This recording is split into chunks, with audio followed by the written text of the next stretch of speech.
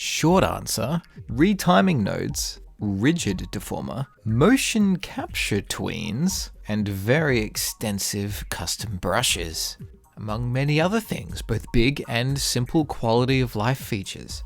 Long answer, good hello. Hello everyone, my name is Zebirdbrains and today we are... Well, it's Harmony 21 day already. It is. It felt like not very long ago we were talking about Harmony 20. That was a game-changing release. This is going to be another one. I know, and the fun thing is that this time we know what we're talking about. I hope so. We've studied some features each. We'll give a bit of a tour. Yeah, there's some things in this one that do some of my favorite things that Harmony does, where it's like the amount of untapped potential to explore with it is just like... I dare say it's a game changer. This is going to change the fate of humanity. Wow.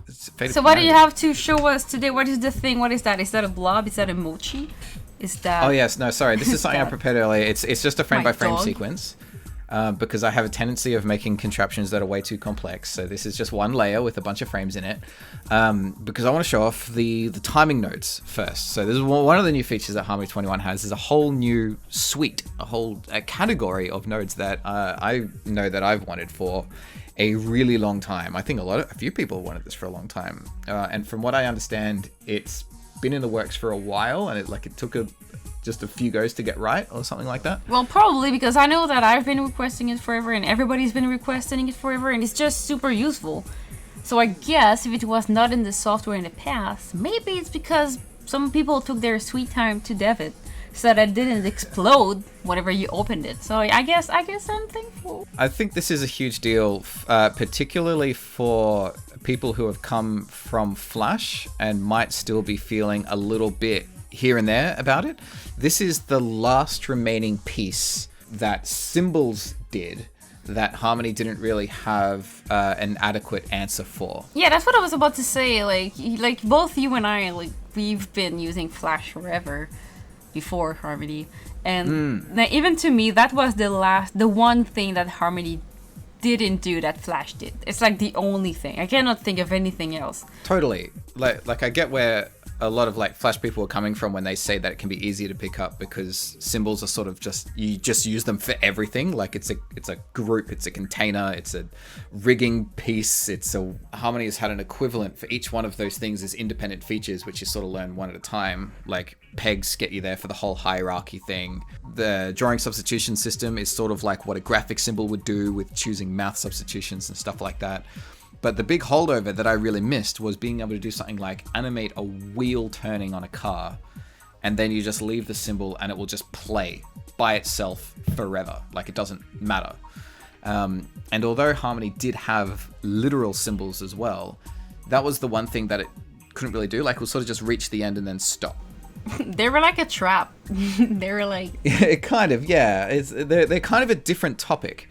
But this, you can see we've got a collection of 6 new nodes that are all about this. One of them has existed before, sort of, which was Loop Transform. It's a little bit different now because it used to sort of like auto detect where animation would end and then sort of pick up the loop and blah blah blah. Anyway, so I'll quickly show off how each of these work because first of all, you got the loop where you sort of punch in how.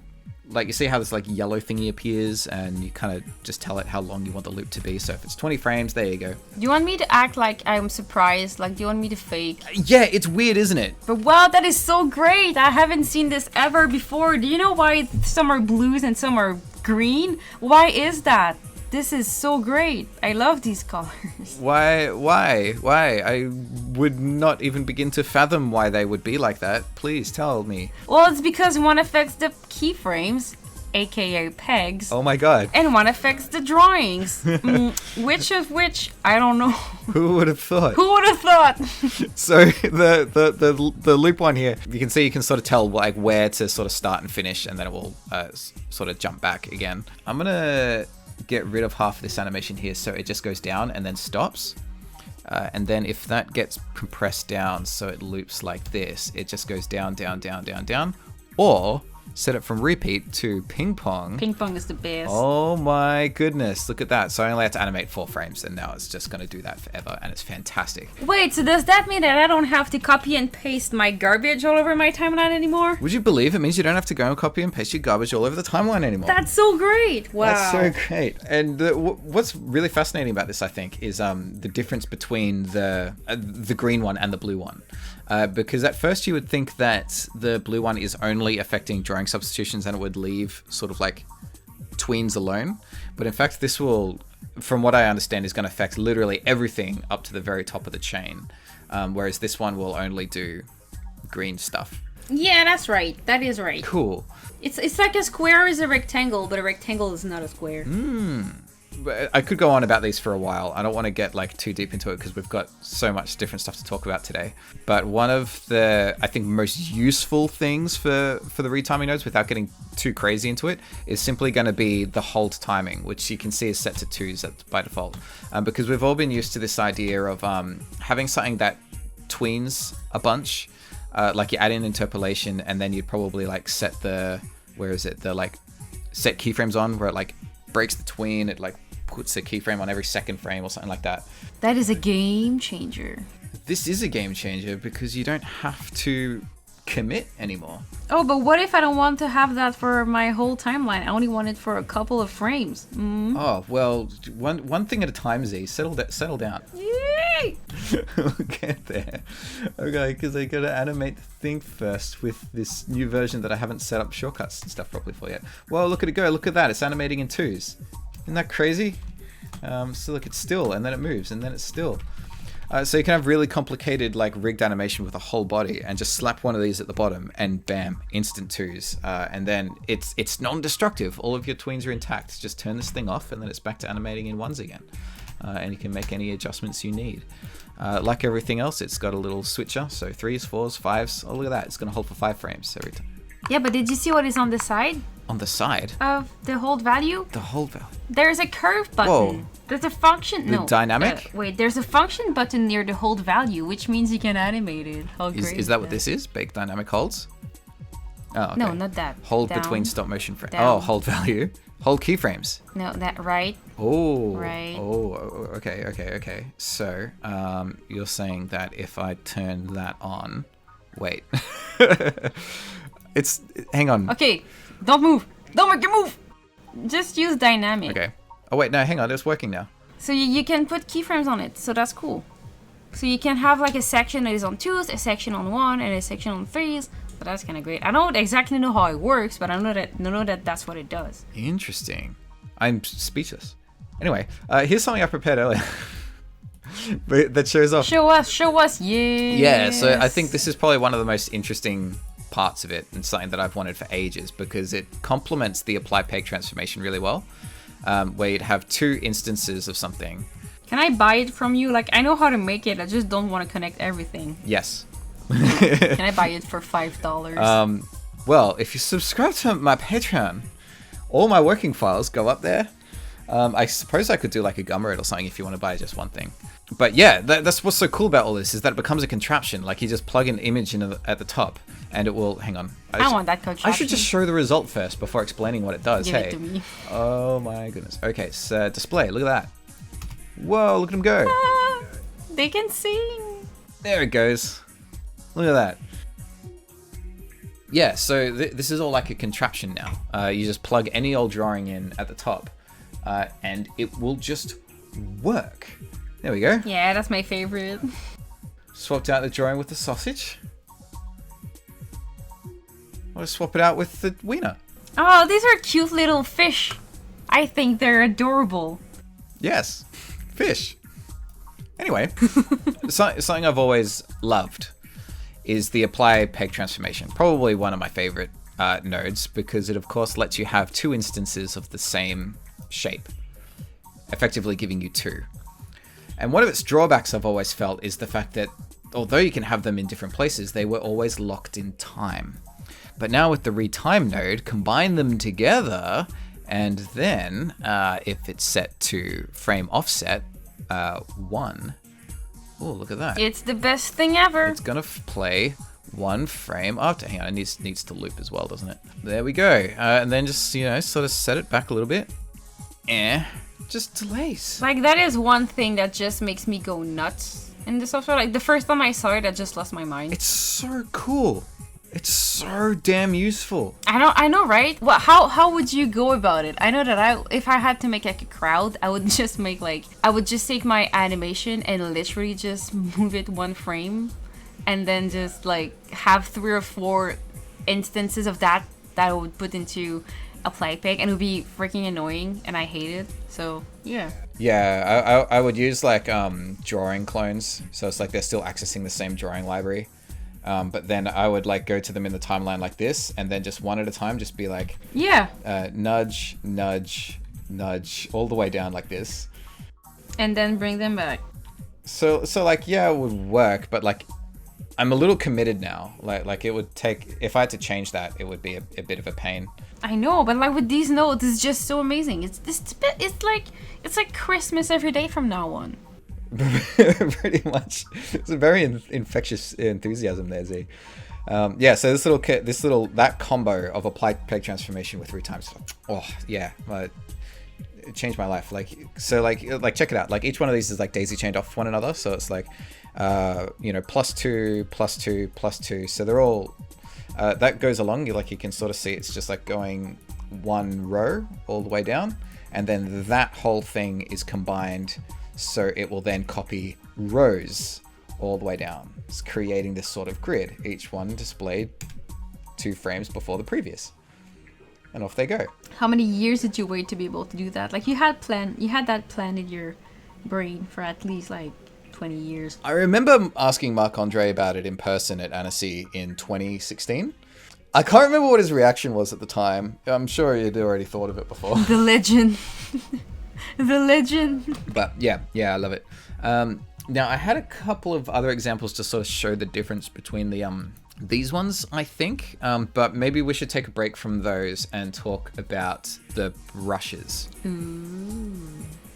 We can talk about the brushes. Let's talk about brushes. Rigid deformers in Harmony 20. Z and I got together then as well to talk about the weighted deformer, which was a huge feature that has an enormous amount of untapped potential, I think, even now, in how many different ways it can be used. And in Harmony 21, it's getting an extension called the Rigid Point Deform. And from what I understand, it's built upon the weighted deform. Now, I might need a bit of a reminder as I go through it. Oh, hang on. Yeah! Sorry, ignore that. Rigid deform. So this is really cool. We might need to do a real quick do-over of how weighted deform works, because if I remember right. So the weighted deform is that you can use more than one deformer on it, and you can also mix deformers and pegs together. It's amazing. I am very excited that it has an extension, because I would use this thing way more than I probably should. So essentially how it works is you get like an envelope, and you sort of stash that around the edge. There you go. Connect it all up. And then, as we... Wow, how did you connect? How did you close your envelope? Like... Shut up. I've been doing... I'm so embarrassed that you remember that. Hello, darkness, but yeah, as we all know, an envelope will break textures inside, and it's all gross and very unfortunate.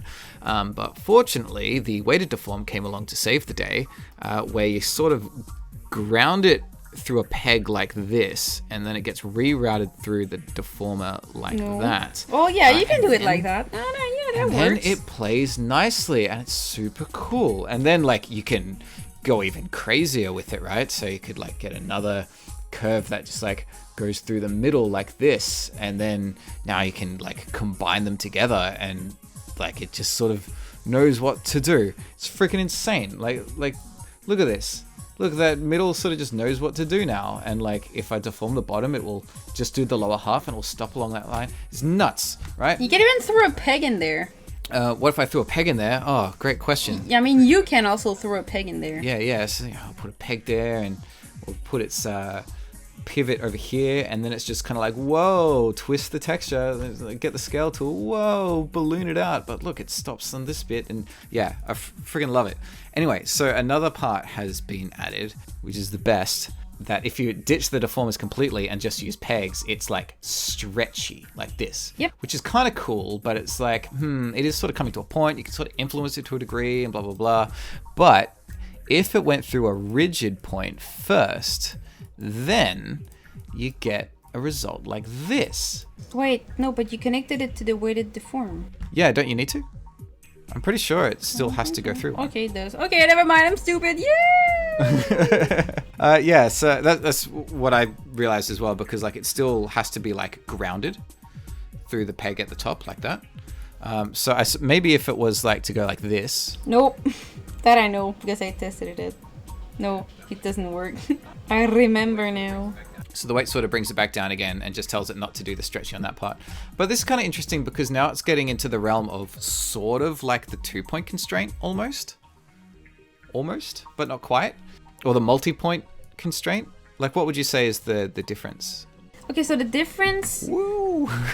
is that, let's say you had a square, like instead of a circle, can you just make a rectangle? Hang on 1 second. I want to see what happens if I put this here. I remember it's easier to see with the rectangle. So that stretches, but that's rigid. Well, I think you can see it like that. Like it goes in a straight line from one peg to the other. But if you use the rigid deform, usually it's a bit more arc-ish. It's like more circular, from what I remember. All right, let's do that.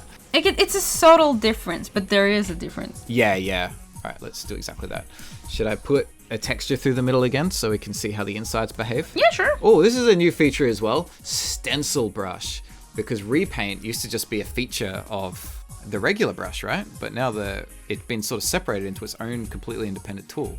Yeah, but if people have used Storyboard Pro 20, it came with 20. It's just they just ported the feature to Harmony 20. And now it's been brought over. Okay. And Overlay Brush is something a little bit new. What's that do? It's the new thing from Storyboard Pro. Basically, the Repaint brush will repaint your strokes, but overlay. Okay, but like if you take your select tool and you click on one of these strokes. Yep. You see, they repainted your color. So if you get rid of them, you lose the segment. But if you use the overlay, like you can just use another color and use the overlay instead. Gotcha. So that would mean I can scribble this shape here, and then with the overlay stencil brush, if I do this, the green is still intact back there. Cool.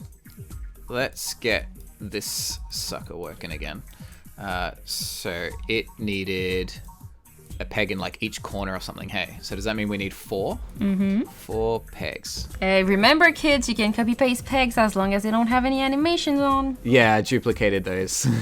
just out. Oh, you can copy paste them if they don't have animation. Oh, of course. It's just a habit at this point. Good habit. Good habit. Because it's only when you're exceptionally well practiced that it's like... My good habits make my rigs don't break. You deliberately have functions on particular parameters before copying it. So it's like, I have very deliberately cloned these parts and duplicated these other parts. And then I feel very clever. Yeah. Cool. Okay, so move that means it. grab the corners like this and it will do so. However... if we were to ditch the rigid deform, we should see some very different behavior. There we go. There you go. So see that? That middle like arcing down. And fun little extra for anyone who wants to see it is if I take these bottom, which are the bottom two? That one. These, okay, cool. And this is where things get stupid, right? And the reason why they are separated into different nodes and you sort of stack them together and stuff like that is because what if I got a rigid point transformed there and then I went and got a spring and was like, yeah, and then took this and then animated it. Wait, does that have enough exposure? Yes. And then... there we go again, in a direction that is completely out of control. I don't care. I'm just staring. And then animate over there, and that was animated over here, and then it was all like, whoa! That's kind of cool. You get like... For once, I'll take it. That's great. Good job. I will give you 1 star sticker. I love 1 star. And then, what if it was like... that's cool. This one was sprung twice. You know, it would be even more cool if you put a hold frame node on that so that you can actually have it on twos, because that is another great thing with these two nodes. Yeah. Like, because dynamic spring and particles and whatnot, they used to be only on ones. So you couldn't break them in twos because they were like... Ooh, good idea. Like physics or whatever. But now with the whole timing thingy, you can actually use it. Yes. All right, so that would mean it would go here, right? And then it would affect everything above it? I have no idea. I think believe so. No, it goes on top. No, it goes underneath.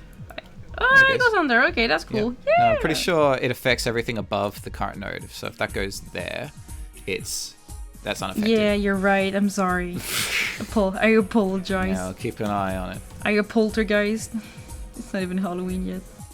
Cool. Yeah, that's actually a huge one because I love the dynamic spring, and sometimes I had been sort of pushed out of using it because generated movement is typically on ones. So think about this for like other types of generated movement within the parameters, like the shake and the quake. Mm-hmm. What else we got? Particles. Yep. Yeah, the entire particle engine. Particles. Ah! Particles. Mm-hmm. Yeah. Oh man, very very exciting indeed. So the cool thing about having that being a transform node means that there can be other parts of the movement that get affected in other ones that don't. Because like where we were talking about the retiming nodes, I was only showing off these blue ones. Like if that went here, fortunately that does, sorry, not retime, hold timing.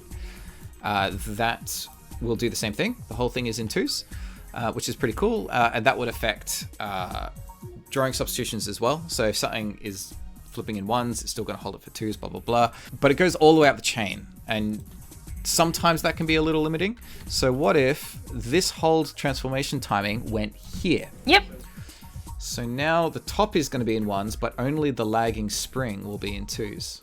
Yeah, so that's why we added the green and the blue nodes for that, because they're at first it was supposed, I think it might have been supposed to be like maybe one node, but I think that might be why they split it into multiples, and I'm actually glad they did. That's cool. Yeah. I know people are gonna complain that it's way too many nodes, but I think it's better just to modulate things a bit more. I don't know.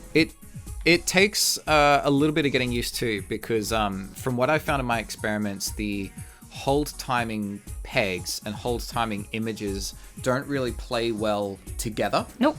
So they're sort of two independent systems. You kind of want to go with one or the other depending on what you're making.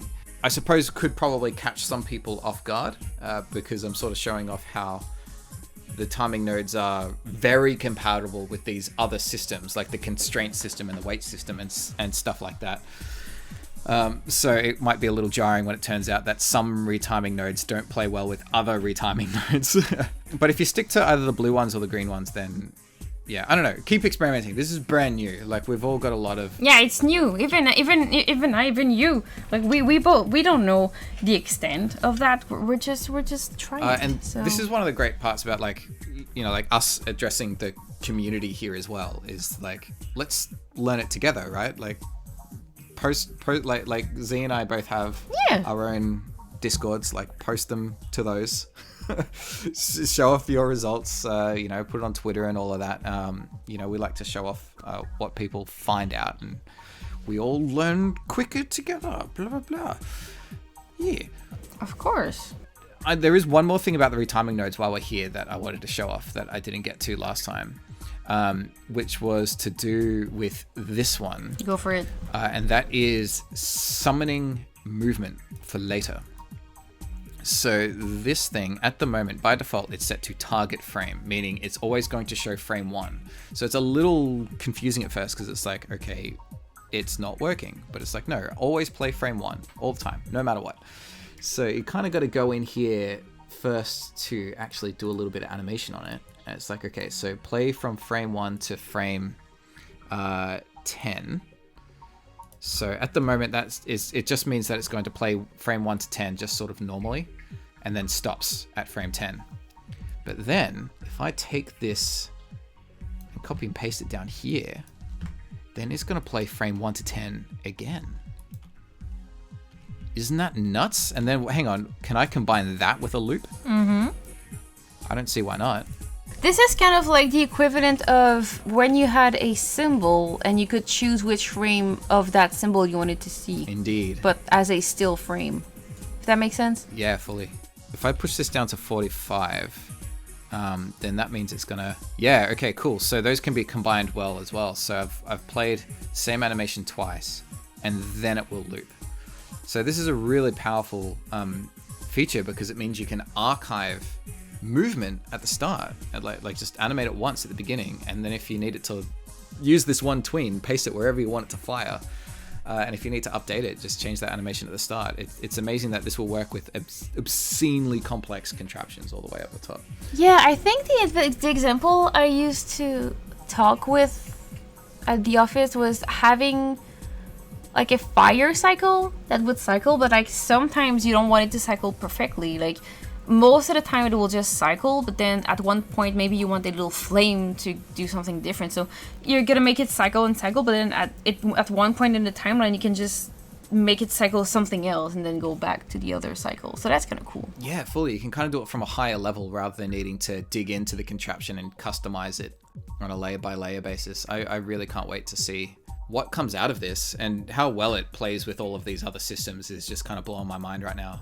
There's so much to make, and we haven't even talked about motion capture tweens yet. Yeah, and I think you're right. I think like the Master controllers, when they came out with Harmony 15, I think it was a brand new thing, and it took like a while for people to get it, like to get to it, right? Even it took me forever. But well, you needed to. It didn't have a wizard at first, if I remember right. You needed to know a little bit of coding. Yeah. Okay. Well, let's say Harmony 16 is when they became like accessible. Okay. Yeah. But even then, like it's pretty recent, so it's still getting new. But I think like even these new like whole timing and whole transform stuff, it's gonna take a little while for people to implement them in their workflow because it's new. Like you said, we all have our workarounds, and they work just fine. Like who wants to try new things, right? But I think people, if you're watching this, don't be afraid to try it. It's great, and you should try it. Don't keep your hold a bits. That's not great. It's a fascinating discussion, isn't it? And it's where sort of just like mucking around on your own and seeing what happens is really beneficial, because typically we often don't see this stuff actually getting utilized in production for like usually about 12 months or so because of how long the production cycle tends to take. And when there's, high stakes involved, budgets and schedules and stuff like that, it's usually safer to just sort of stick with methods you're already familiar with, and it's rare for productions to actually factor in R&D into the pre-production phase. So I think that's why now like the master controller meta is really taking off. Like it's really popular now, even though it has existed for a number of years. And even more so, there's just like the technique discussion as well. Like how there's like how people have like a handle at the top of a so it's like selects the whole head. There's just like a shape up there that selects the whole head.